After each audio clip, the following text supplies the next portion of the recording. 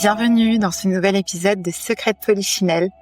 Et en fait, on se rend compte aujourd'hui que le français, même si il y a le programme national nutrition santé où on aurait dit aux gens il faut manger les 5 fruits et légumes, si on n'explique pas pourquoi, en fait, comme les gens sont très intelligents et qu'ils ont besoin de comprendre, mais en fait, si on leur disait que ça viendrait réduire leur inflammation parce que ça vient réduire leur acidité, leur acidose, mais je suis persuadée, moi je le vois avec mes patients, qu'ils mettraient plus de légumes.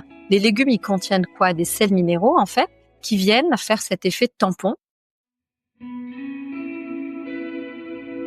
Bonjour, je suis Laetitia Léonard, praticienne en thérapie brève.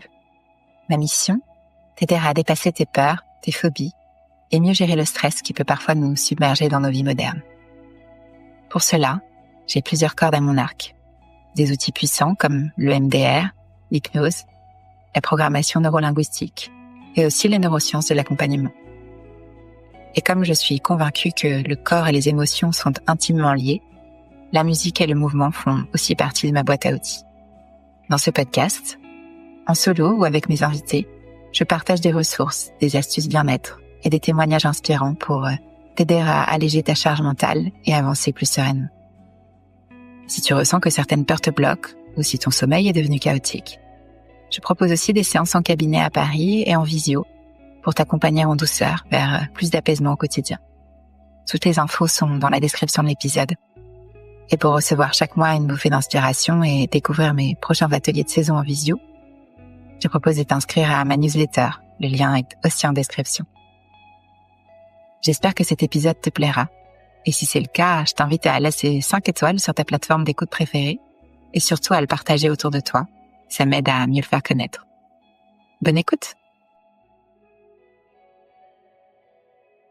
Bienvenue dans ce nouvel épisode de Secrets de Polichinelle. Bonsoir Claire. Bonsoir Laetitia. Je suis ravie de t'accueillir pour ce nouvel épisode. Je suis ravie aussi. Pour parler bien-être et alimentation et bien-être et digestion aussi d'ailleurs, je crois.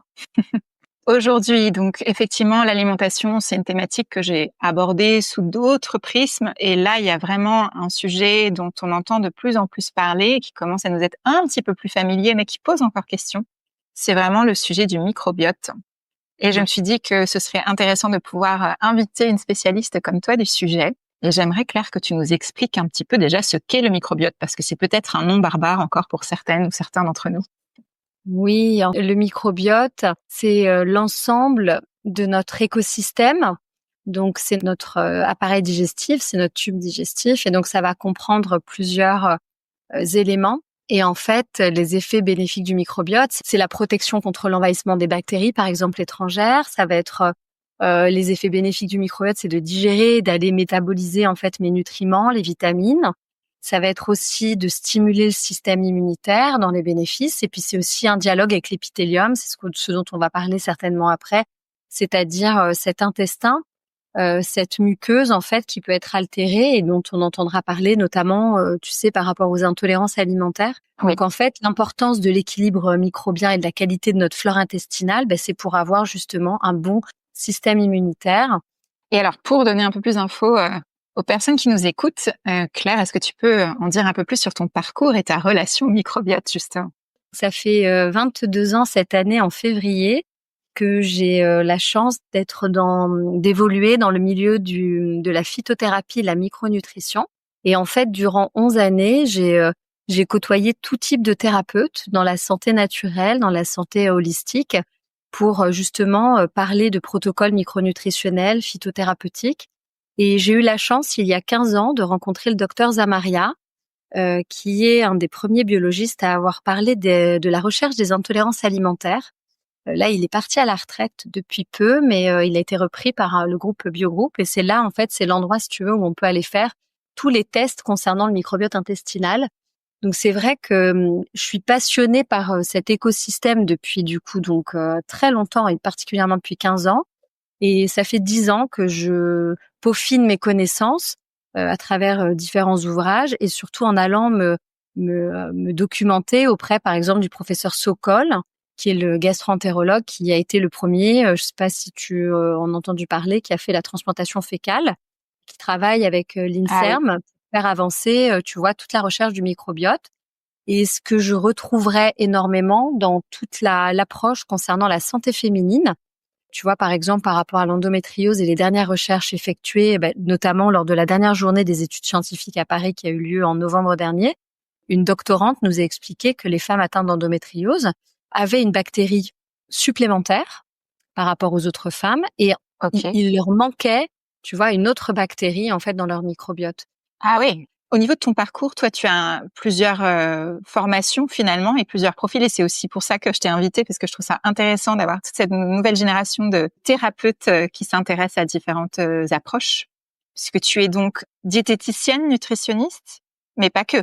Voilà, en fait, c'est le diplôme que j'ai passé un peu in fine, comme on dit, c'est-à-dire j'ai démarré un peu dans le sens inverse. J'ai démarré par de la naturopathie, donc avec la phytothérapie, et puis je voyais bien qu'il me manquait des éléments, donc je suis partie en fac de médecine à Paris 13, à Bobigny, pour passer le diplôme universitaire de conseil et formation en phytothérapie et aromathérapie.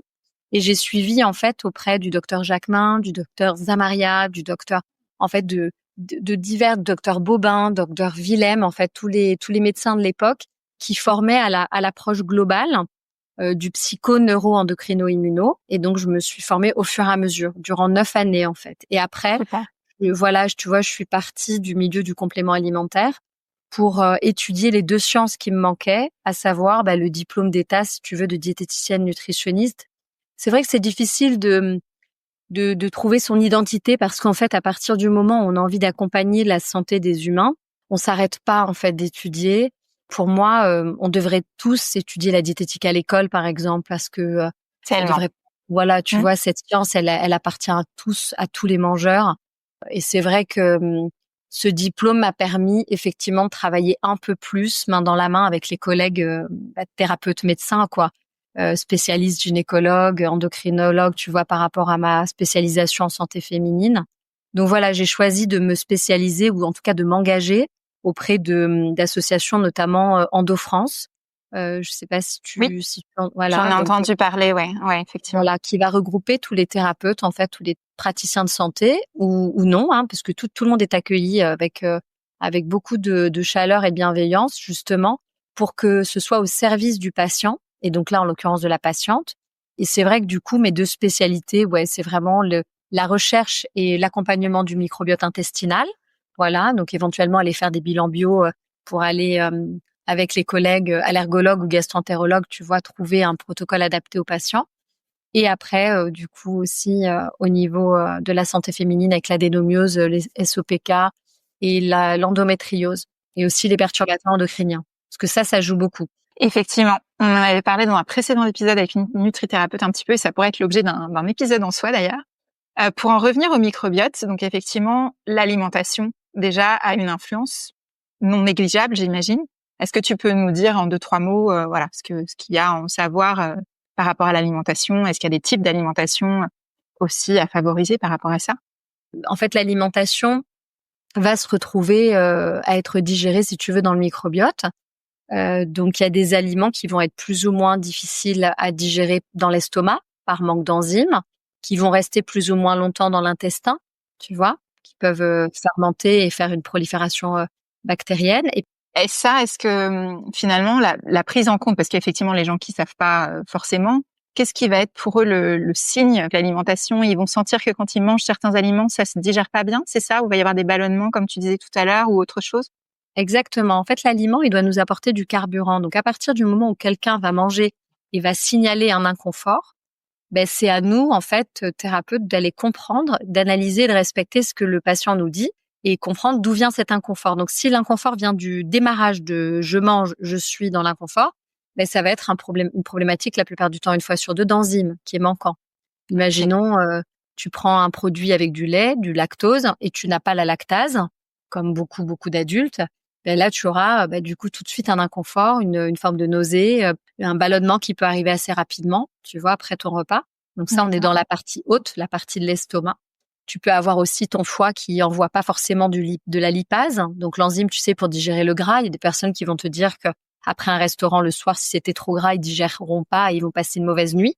L'aliment, en fait, il doit être digéré de manière enzymatique. Après, il va aller dans l'intestin. Il faut que cet intestin, tu vois, il soit vraiment fermé. Donc, il ne soit pas poreux. qui soit comme un bunker, si on peut mettre un exemple, une image, qu'il soit bien fermé, afin que tout soit absorbé. Parce que c'est la zone, en fait, ce deuxième étage de l'ascenseur digestif, c'est la zone d'absorption. Donc là, c'est l'intestin. Et c'est là où on pourrait être intolérant, par exemple. C'est-à-dire où la paroi, la muqueuse, pourrait être un peu poreuse et laisser passer des protéines alimentaires. Et c'est là la fameuse indication d'intolérance alimentaire. Tu vois. Ok. Et là, tu vas avoir d'autres signes qu'un simple ballonnement ou un simple inconfort. Tu vas avoir d'autres choses, ça va plus loin en termes de symptômes.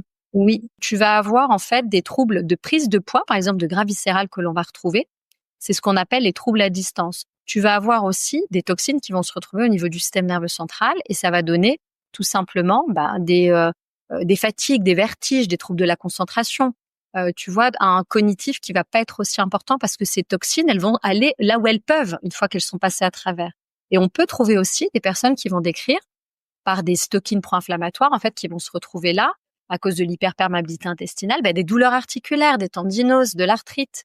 Ce que tu vas retrouver aussi, c'est des personnes à qui tu vas donner des compléments alimentaires, de micronutriments, et puis qui ne vont pas les assimiler, puisque comme la paroi, si tu veux, n'est plus intègre, la muqueuse, elle est altérée, eh bien, il y aura plus l'assimilation de ce que tu vas manger en nutriments et en micronutriments. Donc ça, c'est hyper intéressant de le savoir parce que des personnes à qui on va donner, tu vois, de la vitamine D, va donner du magnésium, je sais pas, qu'est-ce qu'on pourrait donner aussi, Du fer. du gros B, du fer, Ouais, exactement. Et du coup, in fine, tu verras que les résultats vont revenir totalement insatisfaisants. Donc, c'est donc la preuve qu'il n'y a plus d'absorption. Et donc, dans les troubles à distance, tu auras toute la problématique cutanée. Donc, toute la problématique du microbiome, donc l'eczéma, l'acné, le psoriasis, la rosacée. On le retrouve encore aujourd'hui que cette hyperperméabilité intestinale peut avoir comme conséquence aussi, tu sais, la fibromyalgie, dont on entend de plus en plus parler. Donc, c'est vrai que moi, tous les patients qui arrivent avec ces troubles-là, ces pathologies-là, je leur propose d'aller investiguer en fait ce microbiote pour voir si tout va bien et s'il n'y a pas une hyperperméabilité. Tout à fait. Et donc, tu fais le lien tout naturellement. On dit que de nos jours, on a de plus en plus de sujets d'inflammation chronique de toutes sortes. Et ça, c'est donc lié à ce microbiote. Est-ce qu'il y a, notamment, je pense à ce qui revient souvent, c'est tout ce qui est tendinite, tous les hits. Est-ce qu'il y a justement dans l'alimentation, est-ce que c'est lié au fait qu'on mange trop d'aliments transformés? Est-ce qu'il y a des choses avec les produits laitiers ou d'autres, des points de vigilance peut-être, en tout cas, par rapport à notre alimentation industrielle, notre mode de vie? Et le stress aussi peut-être, j'imagine.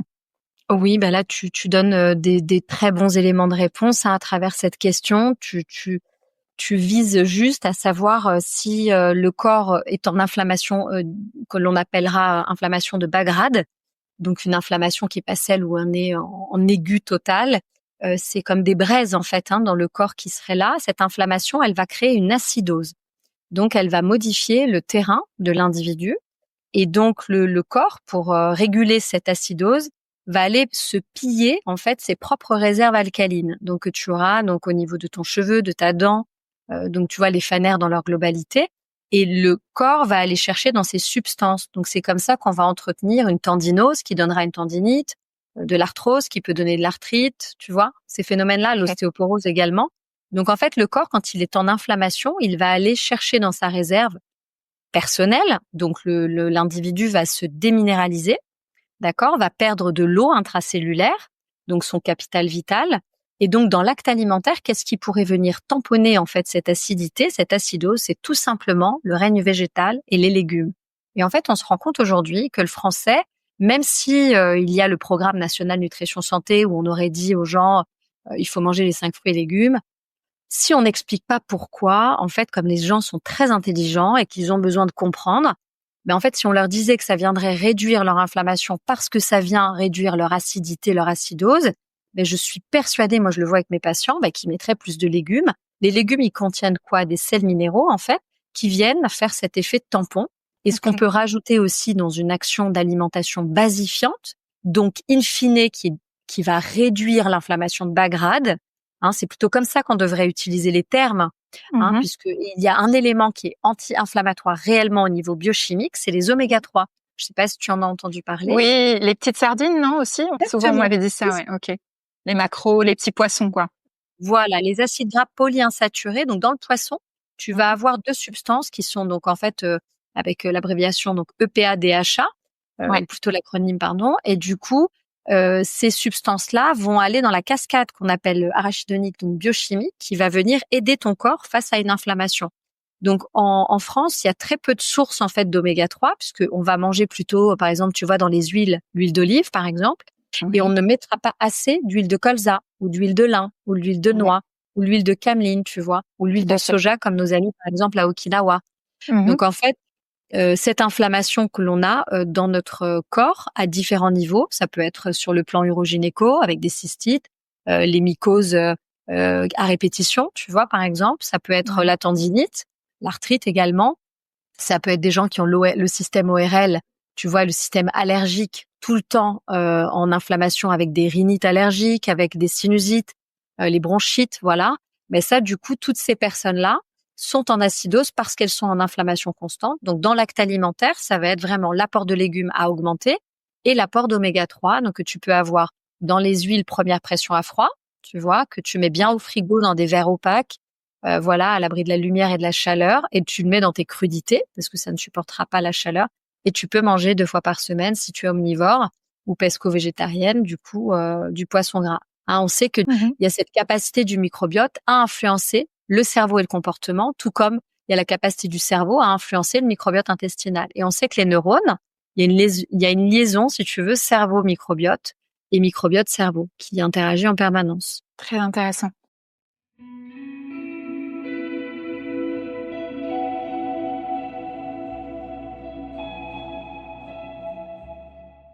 Tu as donné déjà pas mal de signes finalement de déséquilibre possible du microbiote, en tout cas tous ces sujets inflammatoires et puis autres inconforts finalement qui peuvent être intéressants à aller investiguer d'un point de vue microbiote.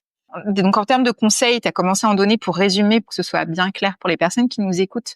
Les quelques conseils déjà, alors évidemment on peut aller plus loin en venant te voir en séance ou en investiguant un peu plus la chose, mais déjà au quotidien, donc ce que tu disais, de consommer suffisamment de légumes. Est-ce qu'il y a des types de légumes aussi qui sont plus intéressants que d'autres ou des formes de, tu sais, de consommer d'une certaine manière les légumes aussi? Enfin, parfois parler de, tu sais, de légumes lactofermentés, du cru, voilà. Est-ce que ça a un impact aussi? Oui, tout ce que nous allons manger, c'est surtout la connaissance de soi. En fait, c'est comment je digère les choses. Donc, si tu as du mal à digérer, par exemple. Donc, souvent, quand il y a un microbiote un peu perturbé, les gens vont avoir des flatulences, des distensions abdominales, des douleurs abdominales chroniques, vont avoir des gaz aussi qu'on entend de fermentation. Donc, ces personnes-là, on leur donnera des aliments qui sont moins fermentescibles. En gros, qui vont passer les 3 étages et ne pas rester trop longtemps. Donc là, tu parlais par exemple des aliments lactofermentés ou qui vont être très prébiotiques actifs, c'est-à-dire ceux qui vont rester longtemps pour être la nourriture des bactéries dans le côlon. Mais ça, il faudra limiter ce genre de consommation pour quelqu'un qui aurait déjà des gaz et des ballonnements parce que tu vas accentuer, aggraver l'inconfort. Et tu pourrais éventuellement nourrir un champignon qui se croit vraiment bien chez lui s'il y a une candidose qui est chronique, tu vois. Donc en fait, c'est là où intervient la connaissance de la science des aliments pour pouvoir donner aux patients, par exemple, on pourrait parler des 10 légumes qui posent aucun problème. Tu vois, ce serait le haricot vert, la salade, l'endive, l'olive, l'avocat. Tu vois, c'est des aliments qui vont être facilement digérables. Ok. Tu vois, et qui vont pas rester normalement trop longtemps en fermentation, sauf si j'ai un problème d'enzyme. Et du coup, je n'ai pas le capital enzymatique pour les transformer et les faire passer dans un chyme. Tu sais, le chyme alimentaire, c'est la forme de bouillie qui va se retrouver dans l'estomac et qui va passer après dans l'intestin. J'ai cité ça. Après, il y a quoi? La carotte crue. Après, il va y avoir l'épinard, poivron rouge cuit sans la peau, la tomate sans la peau. Et je crois qu'il m'en reste un. Et ce sera la courgette que j'ai oubliée. Voilà, il y en a 10. Donc souvent, ça peut être des aliments, des légumes un peu pousses, voilà, tu vois, pousses résidus. On a le psyllium aussi qui peut être donné, si tu veux, qui est le plantain d'Inde, qui s'appelle l'ispagule aussi dans son autre terme. C'est ce qu'on fait gonfler là dans l'eau, c'est ça, hein, c'est les petites graines de psyllium. Voilà, c'est un mucilage. Très bien. Ouais, ça c'est vrai que c'est intéressant d'avoir ces notions de base. Quid alors de ceux qu'on pointe souvent du doigt? J'aimerais qu'on parle un peu des produits laitiers et du sucre. Qu'en est-il? Comment on fait? Est-ce qu'il y a un conseil? Évidemment, voilà, sans parler on n'est pas là pour entrer dans des privations, mais qu'est-ce qu'on fait avec ça? Tout à fait, exactement. L'idée, c'est d'être le plus tolérant par rapport à ce que les gens ont envie de manger. Voilà, d'être dans cet accueil de ce qu'on appelle nous le recueil de données, c'est-à-dire leur manière, la manière dont les gens consomment les plaisirs. Et donc c'est vrai que le produit laitier, il est très culturellement ancré dans notre société et dans notre manière de l'industrie agroalimentaire. On le voit bien quand on voit tous les rayons des produits laitiers. Donc en fait, le yaourt, par exemple, si on commence sur un des premiers produits laitiers, le yaourt, il a mauvaise presse généralement parce qu'on pense qu'il est acidifiant et il a un pH en fait qui est relativement neutre. Hein, donc il contient 2 ferments lactiques. Donc si on prend le lait d'une vache, par exemple, qui existe vraiment, c'est-à-dire qui est pas rempli d'hormones et d'antibio et qui fait à peu près 6 litres de lait, comme par exemple une vache jersiaise. On peut citer Bernard Gabory, je sais pas si tu le connais. Oui. Donc c'est un peu la référence qualitative du produit laitier aujourd'hui encore en 2025. Donc ce monsieur qui depuis 1977, je crois, en plus sa famille reprend avec lui. Ben lui du coup, il va respecter l'animal, il va respecter l'alimentation de l'animal, il va respecter la traite, il va pas donner d'éléments qui pourraient perturber le lait. Et si la personne, le consommateur, le mangeur, la mangeuse a encore la lactase et a envie de manger du lait, bah il y a aucun problème. Tu vois ce que je veux dire? Voilà.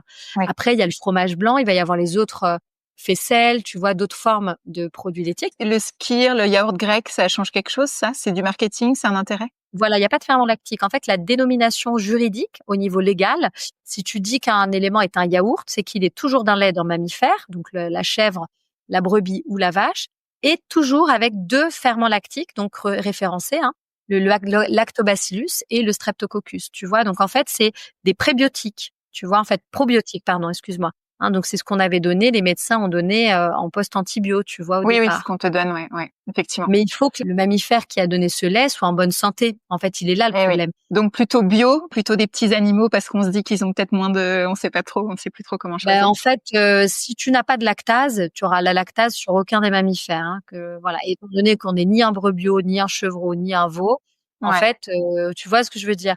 Mais quand tu dis si tu n'as pas la lactase, c'est que tu la digères pas. Enfin, après, a priori, si tu digères bien tes yaourts, tu peux continuer à manger des yaourts. Exactement. Et en fait, il y a 20% des personnes qui ont plus la lactase qui n'ont pas de signes cliniques. Donc, tu vois, il faut se méfier. Et moi, dans les intolérances et recherches des intolérances, quand les bilans biologiques arrivent avec le patient, du coup, au cabinet, on se rend compte que les patients aujourd'hui ont statistiquement plus d'intolérance à la caséine. Et la caséine, je sais pas si tu sais ce que c'est la protéine, en fait, du lait. Mmh. Donc, en fait, on se rend compte que les patients ont vraiment une intolérance plus au fromage, finalement. Ah oui. Et souvent, les gens vont dire, je sais pas si tu as ça dans ton entourage et dans les patients, mais oui, j'ai arrêté les produits laitiers. Donc, en fait, eux, ils parlent du lait tout seul, qu'ils mettent peut-être dans un cappuccino, dans un chocolat au lait.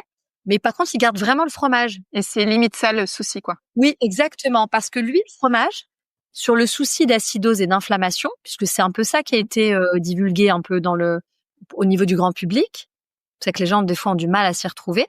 Mais c'est du coup, tu vois, les raclettes, par exemple, les soirées raclettes.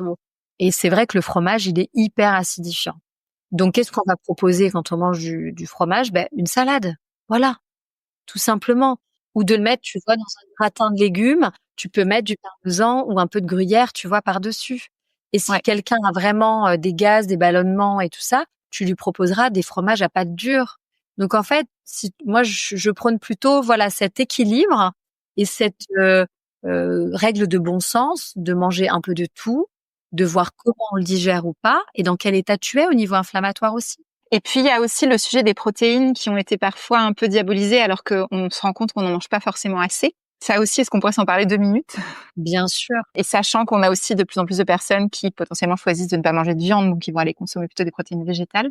Enfin, moi, je sais que c'est quelque chose que j'ai appris sur le tard, cette histoire de quantité de protéines qui est parfois insuffisante finalement. Exactement. En fait, aujourd'hui, comme on n'est pas éduqué, on ne sait pas du tout quelle est la composition des aliments que nous mangeons. Donc, en fait, personne ne sait quel est le gramme de protéines qu'on doit manger, déjà, et personne ne sait combien il y a de grammes de protéines dans l'aliment. Donc, c'est là où, du coup, il y a un vrai sujet de fond sur notre éducation et notre autonomie alimentaire. Et c'est pour ça que, du coup, tout le monde peut se proclamer spécialiste d'eux, parce que personne ne pourra vérifier puisqu'on n'a pas l'alphabet ni le solfège alimentaire. C'est vrai. Rapidement, tu vois, la règle diététique de base, c'est que un adulte bien portant quand on lui réalise un programme alimentaire, pour ses protéines notamment, parce qu'on me dit, mais comment on gramme la protéine? Vulgairement, on pourrait dire, bah, tu prends ton poids et tu fais 1 gramme par kilo de poids. Donc, si tu fais 60 kilos, il te faut 60 grammes de protéines par jour. Mais tu vas me dire, mais oui, mais je les trouve où? Tu vois, et c'est là où nous, on prend 100 grammes de viande ou poisson ou 2 œufs, l'équivalent, tu as 18 grammes de protéines. Ah ouais, que ça? Oui. Alors, quand on voit que les gens, des fois, mangent que 150 grammes de viande ou poisson par jour, tu t'imagines bien qu'avec 20 grammes, ils vont pas aller bien loin s'ils font 60 kilos. Ouais. Si tu manges un yaourt, par exemple, ton petit yaourt de 125 grammes, là, de bonne vache de Jersiaise, par exemple, et ce yaourt aura 5 grammes de protéines. Donc, tu vois, tu es toujours sur 18 plus 5. T'arrives toujours pas à ton 60. Tes féculents aussi, tu en parlais, la protéine végétale, c'est hyper intéressant, mais il faut vraiment la maîtriser. Si tu manges, par exemple, que du riz, il te manque un acide aminé. Donc, tu vas pas fabriquer ta masse musculaire. Si tu manges que des lentilles, il te manque un acide aminé, tu vois. Donc, l'idée d'être dans cet apport végétarien, c'est de toujours associer à ce moment-là ton riz avec tes lentilles, comme le font nos amis indiens. De le faire comme nos amis américains du Sud, ton chili qui contiendra le haricot rouge avec le riz.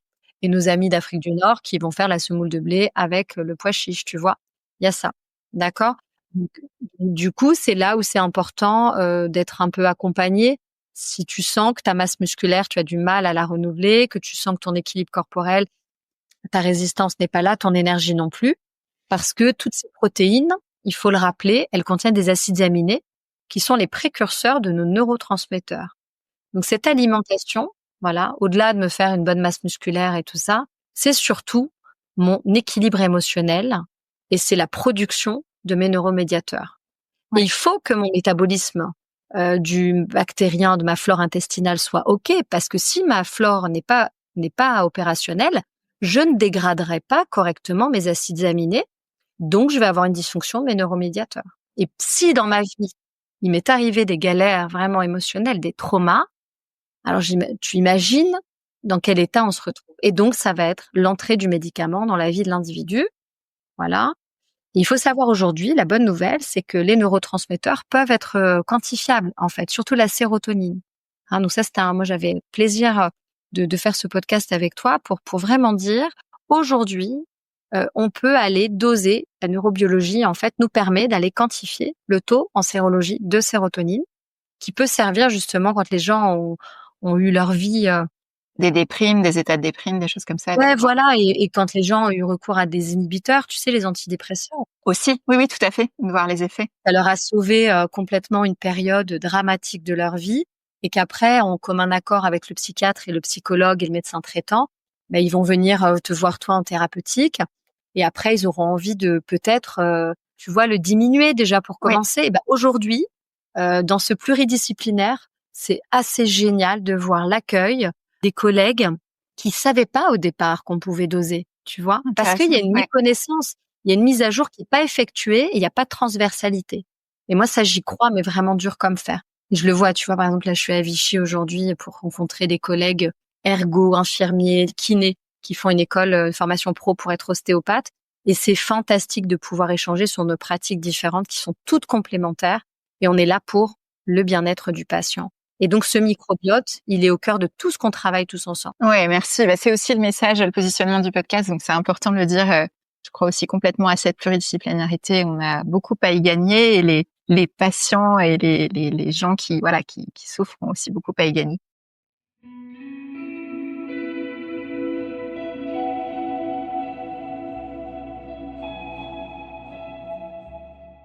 Donc là, on a balayé un petit peu, on n'a juste pas parlé du sucre en 2 mots, le sucre. J'ai envie de parler plutôt des pulsions sucrées.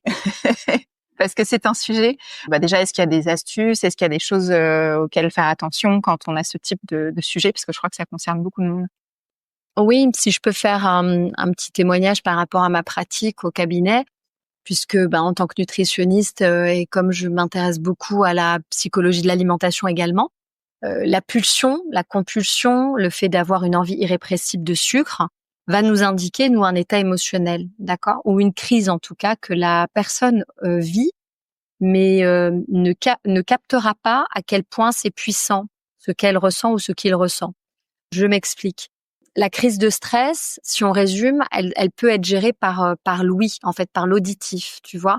on va calmer, la personne va se calmer si elle a du stress en écoutant quelque chose, notamment peut-être notre podcast, Tout à fait. en écoutant de la musique, tu vois, ça fait partie des gens qui s'endorment avec Netflix ou un film, ou en tout cas ils regardent pas parce que c'est pour s'endormir, mais c'est pour entendre, et ça rejoint, tu vois, la berceuse de l'enfant. Donc le système nerveux central, il va se calmer par l'audition. D'ailleurs, on le voit, le son en thérapie est de plus en plus utilisé, et on le verra aussi en méditation, tu vois. Enfin bon, d'accord. Et nous, par rapport à l'acte alimentaire et le sucre, tu vas voir où je veux en venir. C'est que quand on est en crise d'angoisse, mais qu'on n'en a absolument pas encore la vraie cohérence, j'aime pas le mot conscience parce que les gens ne sont pas dans le coma, donc il faut les respecter, mais ils n'ont pas la hauteur et l'intensité de l'angoisse qu'ils sont en train de ressentir. Il y a une chose qui va les calmer, c'est de mastiquer, d'accord? Et de mastiquer. Quel est le carburant? On le rappelle, quel est le carburant du cerveau? Jusqu'à preuve du contraire, tant que le feu brûle. Laetitia, rien ne va plus. Tant que le feu brûle et l'eau mouille, eh bien, le cerveau est glucodépendant. Il est composé de gras, mais il est glucodépendant. Donc, si, jusqu'à preuve du contraire, l'émotion se trouve dans le cerveau, on est d'accord? Rassure-moi. Eh bien, du coup, le fait de mastiquer, mais tu le verras, ça peut être aussi une mastication d'un chewing-gum, ou ça peut être la mastication d'un stylo que les enfants auront à l'école quand un prof les angoisse, ou qu'il y a une interro, quelque chose comme ça, un peu où on a besoin de la totote aussi, quelque chose dans la bouche. La mastication va calmer, va faire un peu une diversion sur cette angoisse qui est envahissante et pas trop identifiée par l'individu. Et du coup, tout simplement, cette angoisse, elle est glucodévorante. Quand on a des émotions positives ou négatives, elles vont consommer du sucre. D'accord? Oui. Et comme on nous fait énormément culpabiliser et on nous infantilisera tout le temps, parce que quand tu te rends compte que les gens confessent qu'ils mangent, mais où est-ce qu'on est là? Moi, c'est un truc qui m'a toujours choquée. Quand j'ai démarré le cabinet, qu'on me disait, mais Claire, mais vous êtes sûre que je peux manger ça et est-ce que j'ai le droit? Mais quelle tristesse, on en est arrivé là, en fait. On nous a matrixés. Oui, avec les diktats des régimes Oui, la secte du régime. Et sur 3 générations. Et en plus, tu vois, la culture d'après-guerre, on a manqué. Donc, c'est in fine logique. Tu vois, on doit mériter ce qu'on mange. Il faut être à la hauteur. Il faut terminer son assiette. Puis, tu as toute la culture judéo-chrétienne aussi qui s'ajoute à ça. Mais complètement. Tu vois, on va te culpabiliser quoi que tu fasses. T'es toujours le mauvais ou la mauvaise mangeuse. Et alors, justement, quand tu as ces pulsions, tu parlais de mastication. Est-ce qu'il y aurait une astuce d'autres choses à mastiquer pour se calmer? Je sais pas. Est-ce qu'il y a un truc? Ouais, bien sûr. Tu vois, il y a des personnes en thérapie comportementale qui vont un petit peu toucher leurs lèvres, trouver une astuce, tu vois, de connexion à la sensation. Parce qu'à partir du moment où tu as une sensation, donc il y en a, ils vont prendre, tu vois, un bâton de réglisse. Il y en a d'autres qui vont prendre des gommes les moins dégoûtantes possibles. Tu vois, qui sont pas, voilà, à mastiquer. Et surtout, de dire à la personne, tout est OK. Si vous cherchez à aller chercher le sucre, c'est que vous êtes en train de faire une angoisse dont vous n'avez pas pris la hauteur, l'importance. Et donc, dans ces cas-là, essayez de trouver une sécurité. Appelez quelqu'un qui vous fait du bien. Regardez quelque chose, une photo qui vous fait une activation positive. Tu vois. Et si vous mangez quelque chose, allez plutôt sur un fruit. Et si vous êtes vraiment dans une difficulté, allez sur du miel, un sucre qui va arriver rapidement. C'est 20 minutes, on va être très clair. Parce que tout de suite est mort l'année dernière. Il n'y a rien qui arrive tout de suite sauf une intraveineuse. C'est pour ça que le mangeur qui se sent mal, qui a une émotion comme par exemple, tu vois, ce que les gens vont souvent décrire, c'est le moment où ils sont tout seuls et où il y a une forme de vide. Et ça, c'est hyper anxiogène. Et là, c'est là où ils vont dire, je vais dans le placard et je vais chercher telle chose.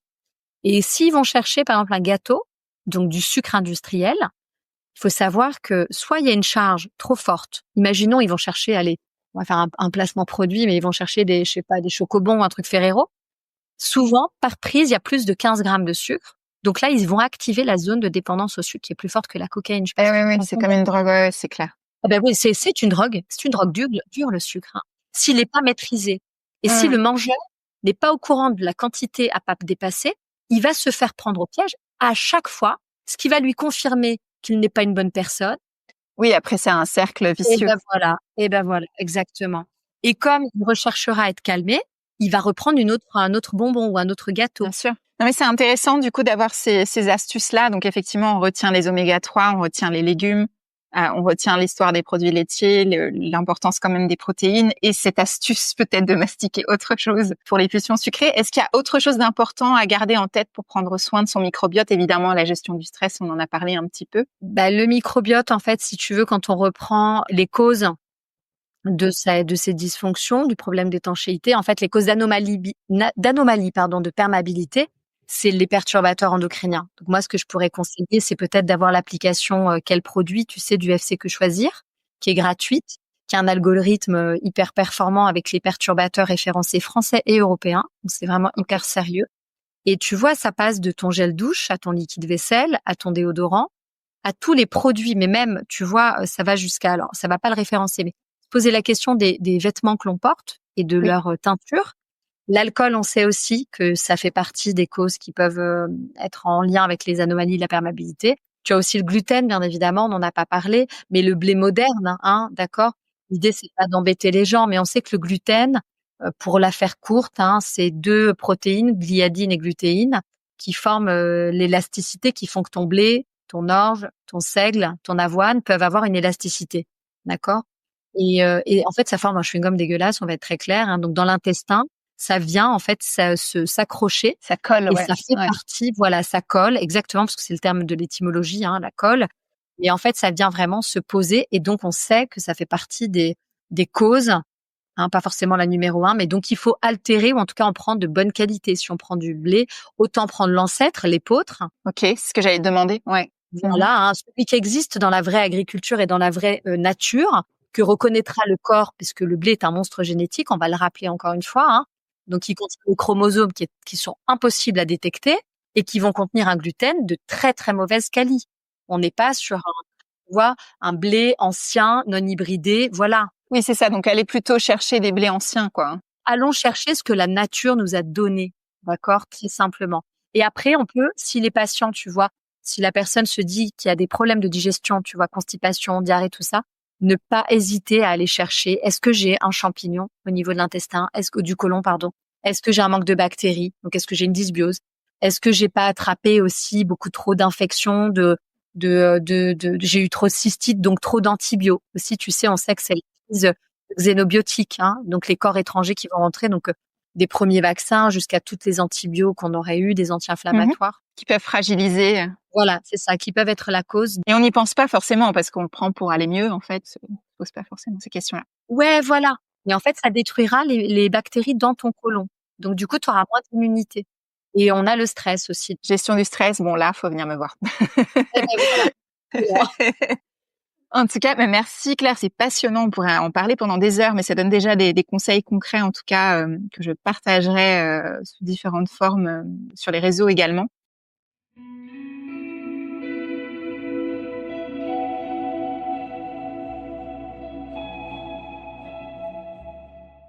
Et je voulais te demander, alors pour faire le lien avec mon activité de thérapeute, est-ce que tu as, toi, une peur, puisque le sujet, j'aime accompagner les gens à dépasser leur peur, leur blocage, on parlait de trauma tout à l'heure. Est-ce que toi, tu as une peur que tu as su dépasser, tu aimerais partager la manière dont tu l'as fait, ou une peur que tu aimerais encore dépasser?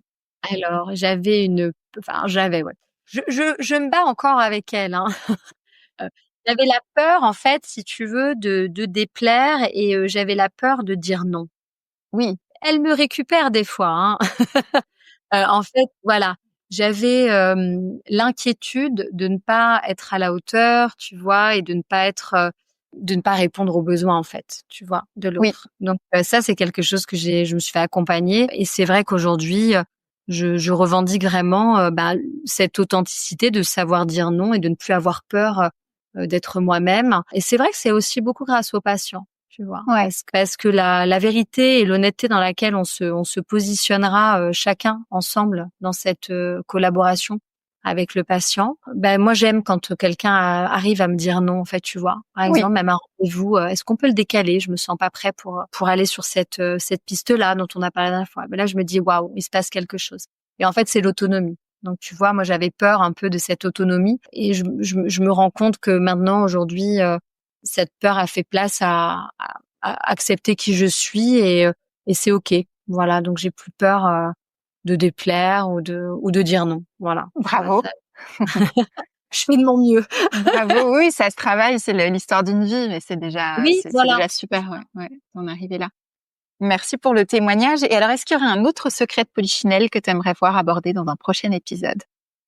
Ah oui, moi j'aimerais, dans les secrets de Polichinelle, si tu pouvais nous faire découvrir en fait les mécanismes du trauma et justement comment on peut accompagner les traumas, qu'ils soient d'ordre, tu vois, du harcèlement moral, physique, voire sexuel. Voilà. Est-ce qu'il y a des pistes? Est-ce qu'il y a des outils? Voilà. Avec plaisir. Ah, Ouais. génial. Ouais. Et là, tu vois, en plus, maintenant, enfin bon, il y a déjà il y a différentes techniques comme le MDR que j'utilise, et il y a aussi toute la partie somatique, les thérapies de type somatic experiencing, là où je vais avoir beaucoup de choses à partager dans ces prochains mois. Donc ouais, ce sera avec plaisir pour partager ça. Comment on peut aller dépasser les traumas de choc et des traumas de développement en sortant du figement que cause le trauma, en fait. Ça, c'est super intéressant. En tenant compte du corps, en fait, et pas juste de la psyché, quoi. C'est ça qui est chouette, c'est de pouvoir relier le corps et l'esprit. Exactement.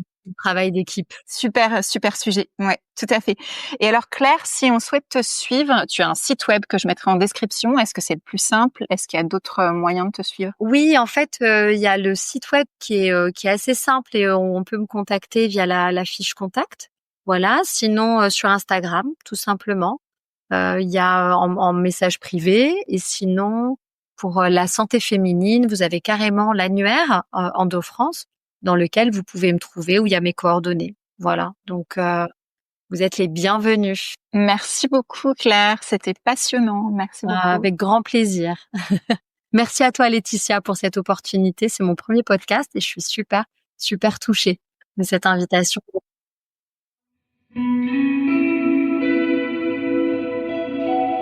Merci d'avoir écouté ce nouvel épisode de Secrets de Polichinelle. Si l'épisode t'a plu, je t'invite à mettre un avis 5 étoiles sur ta plateforme d'écoute préférée, à me laisser un commentaire ou à le partager avec tes proches. Si tu souhaites aller plus loin, je t'invite à t'inscrire à ma newsletter pour recevoir plus de conseils bien-être dans ta boîte mail. Tu trouveras le lien en description de cet épisode et également dans la bio de mon compte Instagram Laetitia's Escapes. À bientôt pour un nouvel épisode.